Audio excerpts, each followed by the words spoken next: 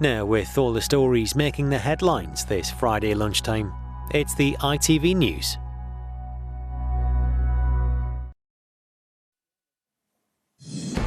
The government demands the boss of P&O Ferries resigns after 800 members of staff were sacked without notice. The Transport Secretary says the sackings were brazen and the boss should walk the plank. I thought it was brazen, breathtaking, arrogant. I can't imagine that he'll be able to remain in that job. Also this lunchtime, the first harrowing images of the aftermath of the Russian attack on a theatre in the Ukrainian city of Mariupol. It's claimed 300 people died. The new laws banning virtually all handheld mobile phone use will explain the rules and the legal loophole that's been closed. I can't wait to check your music out to you guys and sending lots of love. And Ed Sheeran's support for the Ukrainian pop star turned soldier on the front line.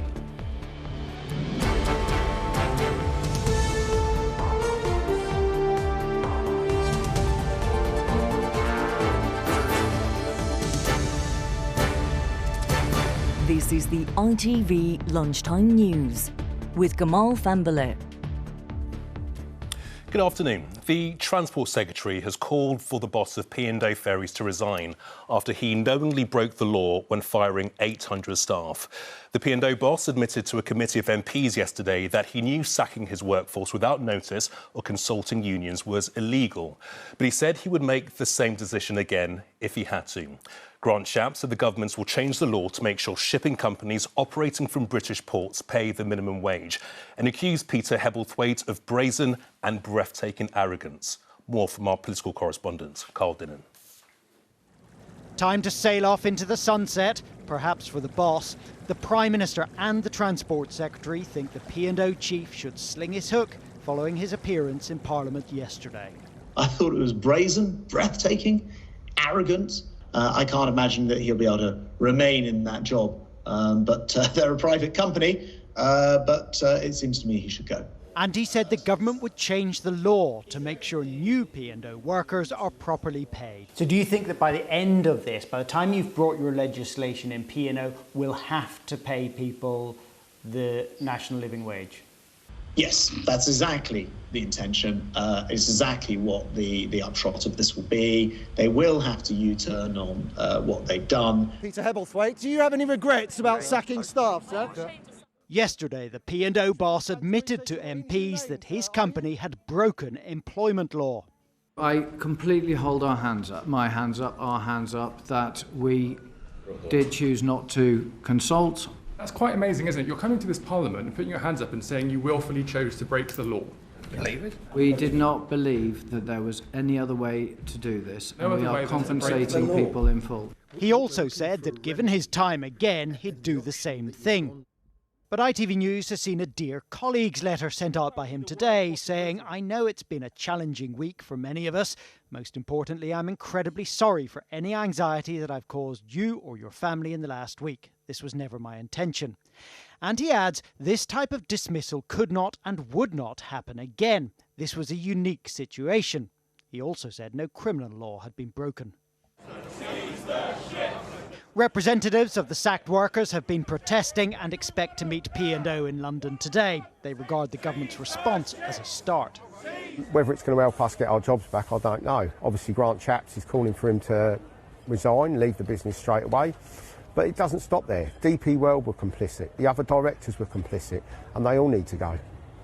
And while the government plans to tighten the minimum wage law for shipping companies, P&O's actions have also reignited calls to ban the practice of firing employees, then rehiring them on worse conditions. Carl Dinnan, ITV News, Westminster. The first video footage of the aftermath of the Russian attack on a theatre in the Ukrainian city of Mariupol emerged today. It shows shocked survivors moments after the attack. They'd been inside seeking sanctuary. Local officials said today at least 300 people were killed in the bombing. Martha Fairley has the latest. Shocked and choking on dust as they pick their way through the rubble around them. Survivors of the Russian airstrike on a theatre in Mariupol 10 days ago try to take in what has just happened. These are the first pictures to emerge of the aftermath of the attack on the building that was being used as a bomb shelter by hundreds of civilians trapped in the city. The force used by the Russians completely destroyed some parts of the theatre, leaving nothing more than a crater filled with debris. This morning, Ukraine's government said 300 people were killed in the bombardment. The southern port city of Mariupol, surrounded by Russian troops, has endured some of the worst devastation of the war.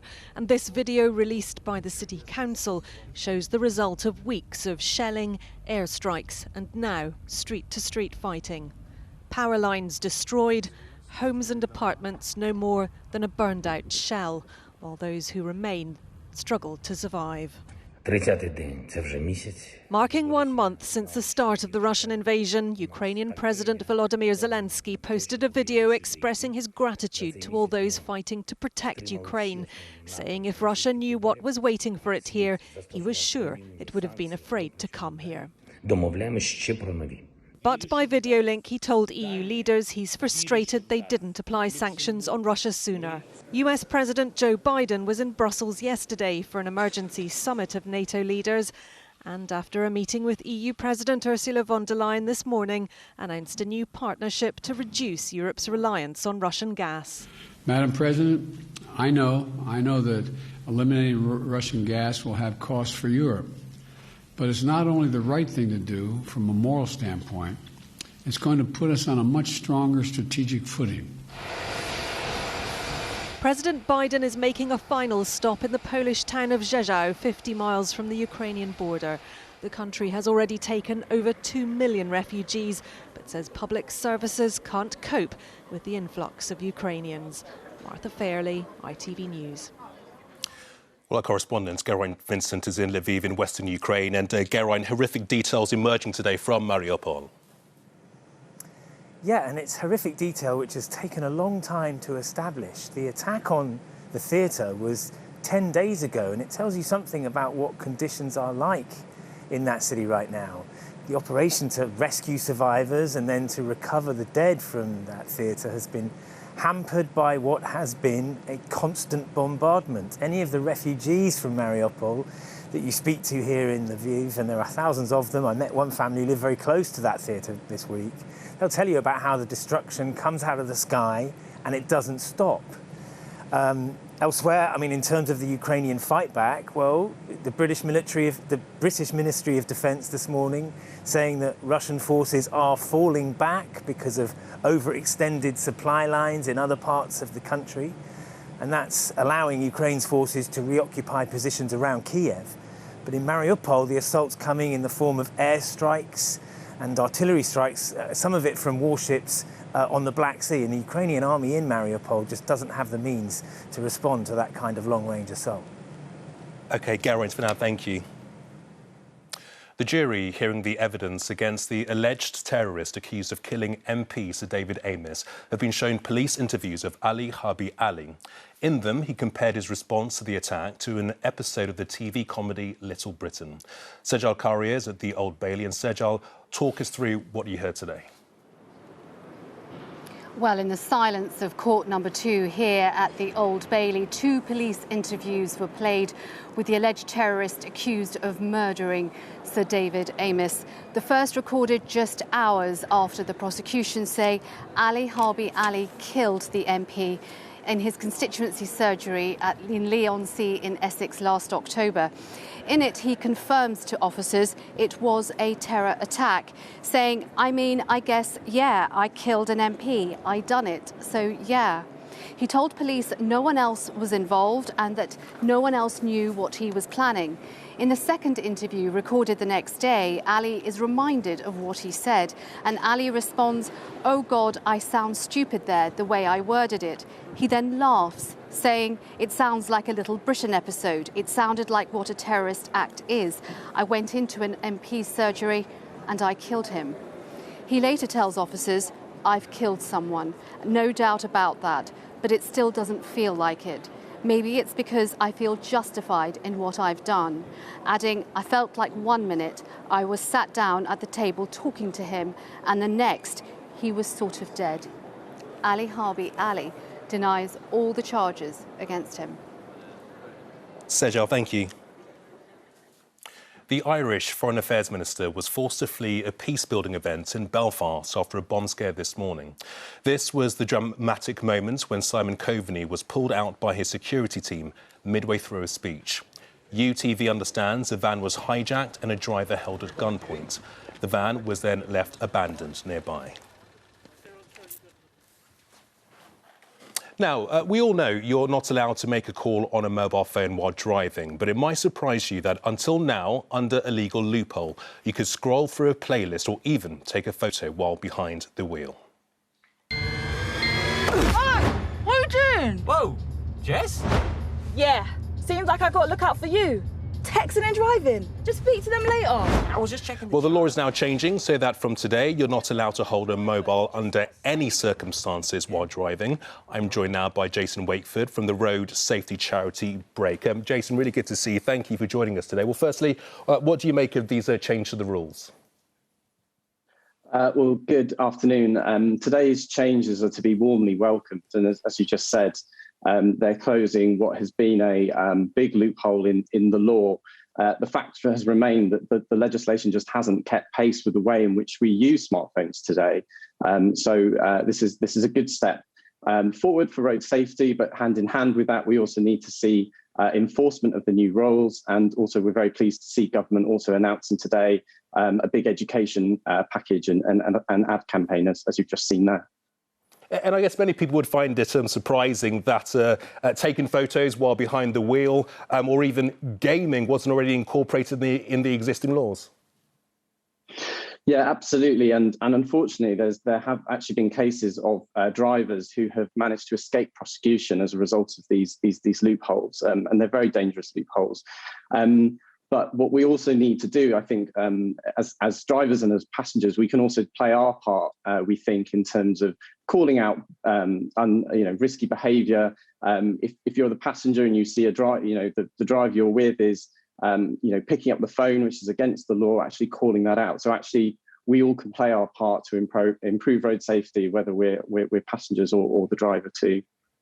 Yeah, and on that point of people playing their part, I mean, do you think it will now lead to roads becoming safer? Because ultimately, people need to be caught in the act, don't they? Absolutely, and the enforcement is going to be a key part. But we need to remember that this is in the backdrop of some 1,700 people every single year pre-lockdown are losing their lives on British roads. That's a statistic that has actually not really moved in the last 10 years. So far more needs to be done to bring that shocking number of deaths down. For example, we need to see more 20-mile-an-hour speed limits in cities and towns where we live and work.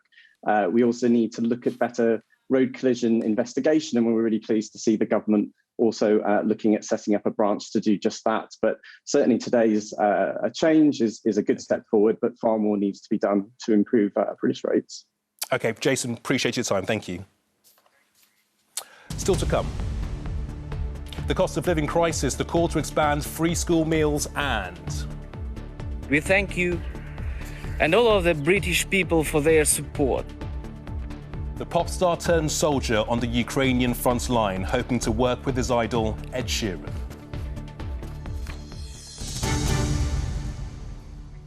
But first, celebrities are sharing their own experiences of cancer as part of a new NHS campaign calling on people not to put off getting checked by their GP. Demi Jones, who was on Love Island, was diagnosed with thyroid cancer 2 years ago. She underwent radiotherapy and iodine treatment and has since been given the all clear. Well, Demi joins me now. Lovely to see you this afternoon, Demi. Well, firstly, what can you tell us about that moment when you were first diagnosed? Oh my God, I was speechless. I think as a 23-year-old, I really didn't expect it. And it goes to show that cancer does not discriminate whatsoever. So yeah, it was a real worrying time for me, but the NHS have been so helpful and amazing throughout my whole journey last year. And we just want to really help push this campaign, help us help you campaign, and get people to go to the doctors and book appointments with their GP if they find any lumps or any unusual symptoms, and hopefully get cancer detected as early as possible. You found a lump in your neck 2 years before your diagnosis, but you did nothing about it. Why was that? I found it whilst I was at university, and as a young girl, I'm much too busy worrying about other things in my life. I really didn't think it would be cancer or anything as serious as that. So I left it for about 6 months. And initially, I finally got it checked when I thought it was actually getting quite big. And then I booked an appointment with my GP, and they were really kind and helpful. And then they referred me to a specialist. But I think as a young girl, it's really not in your forefront of your mind, cancer. You think it's something that comes later on in life. But you definitely need to be very, very vigilant of your body at whatever age. Yeah, you were just 22 years old when you were diagnosed. And it is a warning to other young people. Oh, definitely. I hope, as much as it's been horrible what I've gone through last year, I hope that, I've been a role model and people can see that and be like, it doesn't discriminate, I'm on Love Island and all this really cool, glamorous stuff, but still I've got my health issues to worry about and just keep in check of my body. I tell all my friends to do it now, to, looking at changes in moles or lumps or any unusual symptoms that have persisted for more than 3 weeks, to go to your GP and get it checked. Usually it's nothing, but it's good just to be reassured. And what were the symptoms of thyroid cancer? What should people be looking out for? Well, unusually, I actually had no symptoms rather than just a lump that kind of looked like an Adam's apple that sat on my neck. But it could be the hoarseness of the voice, a sore throat, things like that. And in general, there's lots of information on the NHS website in terms of cancer symptoms. But it could be, blood in your urine or upset tummy. But anything that persists more than 3 weeks could be worrying. So just go get it checked and get that burden off your shoulders. But if it is anything, as long as it's caught early, the treatment can be really successful. And just finally, very briefly, Demi, how are you now? How's life treating you? Oh, thank you. Yeah, I'm really well, thank you. I got the all clear just before Christmas. So, as long as you find it early, the treatment can be really great. I'm all good now and I'm finally enjoy summer. Demi, that's lovely to hear. Many thanks indeed for joining us this afternoon. Thank you. Thank you. 4 courts have been accused of not passing on the Chancellor's 5p fuel duty cuts to customers. Less than half of the cuts has been passed on to drivers, according to the AA. Drivers have faced record pump prices since Russia's invasion of Ukraine led to an increase in the cost of oil. And staying with the cost of living, there are calls today for free school meals to be expanded and the sign-up process simplified so over 1 million more pupils can have them. The Local Government Association, which represents councils, says automatic enrolment should also be introduced. Ben Chapman has been at a school in Birmingham. Here at Belfield Junior School, the children are tucking into what, for many of them, will be the most substantial meal of the day. This is quite a deprived part of Birmingham. 60% of the children here qualify for free school meals. And yet the head teacher is increasingly worried about those who don't qualify, but whose families are still facing rocketing bills in the coming months. Nigel Atwood, what is it that you're worried about? Well, we've seen our pupil premium, our free school meals, go up from 54% 2 years ago, pre-pandemic, to over 60% within the last 3 weeks. What we're worried about, and the parents are telling us about, are those families that are just above that threshold, who are working, who are trying their best, but they don't get that help. And now with increased costs and 54% energy and increase of food costs, they are really starting to struggle. And it's a case of, well, what do we do? What can we pay for? How do we cover this? We can't do any more work than we are. Yeah, I mean, at the moment, the threshold is about £7,500 household income, excluding benefits, to qualify for free school meals. The Local Government Association wants that to go up to £20,000. What sort of a difference would that make? I think that would be a huge difference. Children need to be well fed. They need to be well fed so they're ready to learn, so they feel safe. And if they don't feel safe and they're hungry, they're not ready to learn and they're not going to enjoy school. And we're already giving out bagels in the morning. We do magic breakfast. We're supporting families if we see a packed lunch because they can't afford the school dinners and we see it's not quite enough. We already top that up. We've got food banks coming in and we're dishing out food just before Easter, which is about the 4th time we've done it. And that's the state we're in. We're picking up the pieces and children need to be well fed. We want the best for them. Nigel, thank you very much.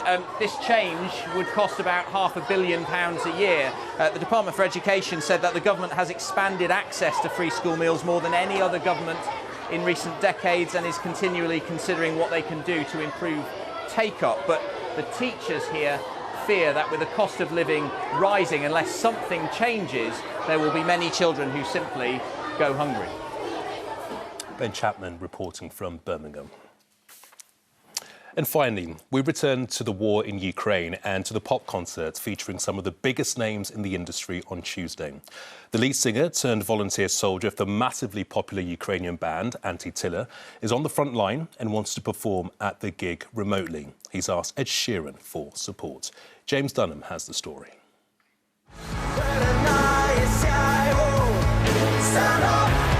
Before the Russian invasion, Anti-Tiller's popular pop tracks entertained thousands at concerts across Ukraine. With the band putting down their instruments and picking up weapons defending their country, they set their sights on Ed Sheeran. Hello, Ed. Greetings from Kyiv. Appealing to him on social media to ask if they could perform virtually at next Tuesday's charity event. Our band will play our music in Kyiv, a city that has not surrendered and will never surrender to the Russian occupiers. You will play in Birmingham. We are not afraid to play under the bombs. Through music, we want to show the world that Ukraine is strong. I wanna be that guy. I wanna kiss you right. Sheeran will perform at the fundraiser alongside Nile Rodgers, Emily Sandé and Snow Patrol, responding to Anti-Tiller's request, this message of solidarity. Firstly, I just want to say to all Ukrainians that I love you, I stand with you, and I'm so proud to be playing this fundraising event next week. I can't wait to check your music out too, guys, and sending lots of love. Running the risk of making the concert political, the band won't be performing, but they are grateful for the UK's help.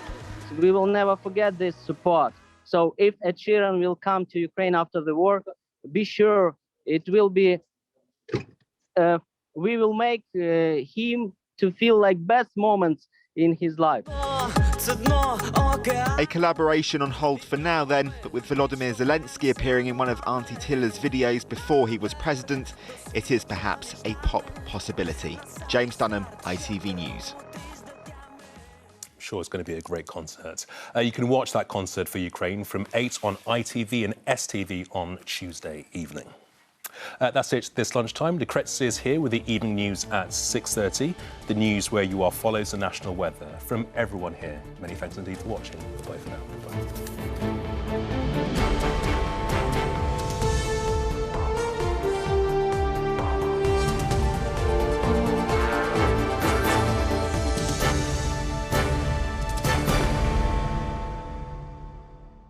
Today we'll see